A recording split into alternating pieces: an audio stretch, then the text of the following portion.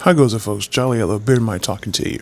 By now, you've probably already seen the presentation that James Gunn gave on some of his plans for the next 8 to 10 years of the DC Extended Universe. I just want to hit a couple of keynotes and high notes.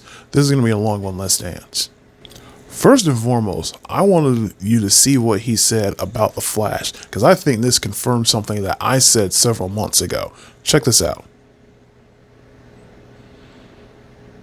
So, as you notice there, he said, as a way to kind of reboot or reset the DC Extended Universe, I'm hoping by all that is holy that replacing Miller himself is going to be a part of his cleanup, reboot, resetting, so that by the time the smoke clears, we either have a new Barry Allen or we're going to have like Wally West or someone else like that come in and be the intended Flash for the long term of the DC Extended Universe. Okay, next, he's talking about doing a Amanda Waller series. So that means we're going to be getting a weekly dose of Viola Davis, probably on HBO Max. I doubt it'll be on an actual TV channel, but either way, awesome. He mentioned Superman Legacy coming in July 2025. I get the feeling he's going to put his bank on it, that's going to be the banger kickoff of his plans for the DC Extended Universe. So it'll probably be good. Paradise Lost seems like it'll be interesting. He mentioned it'll be something like a Game of Thrones, World of Fire and Ice type thing going on. So we might get like a dark, gritty Wonder Woman origin. I wonder if this means that Gal Gadot is going to be replaced, or maybe they're going to just keep her on and bring her into it.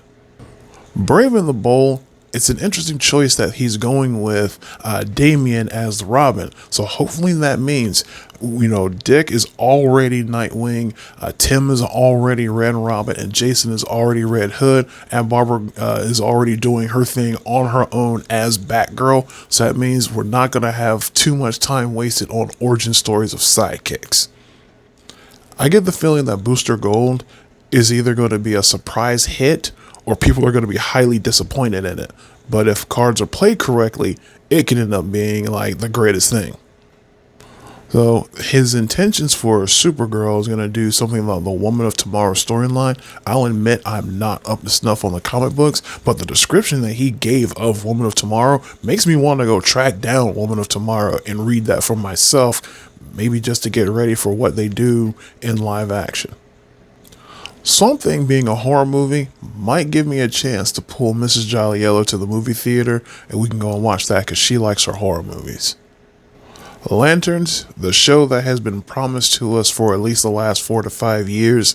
I'm looking forward to it. Although in that image in the presentation, Jon Stewart was not holding a Green Lantern ring, and I did not recognize that symbol. Again, I'm behind on comics. If you know, go ahead and let me know. And finally, we've got Creature Commandos and the Authority. Those are kind of out of left field picks as far as I can say. Like, I've heard of them and I'm slightly familiar with them, but I didn't expect to see them, on the big stage of the DC Extended Universe. So it'll be interesting to see what Gunn does with them, and they could end up being like, surprise hits with the more mainstream crowds. Like you could end up having like another Guardians of the Galaxy level of success where they were pretty much nobodies when it comes to mainstream television and movies, but now they've got a couple of movies out, people know who they are. So Creature Commandos and the Authority might get that same treatment in DC. So just wanted to give that quick little rundown. Thank you for your time. Click on the profile, like, follow, interact however you wish. This is Jolly Yellow out.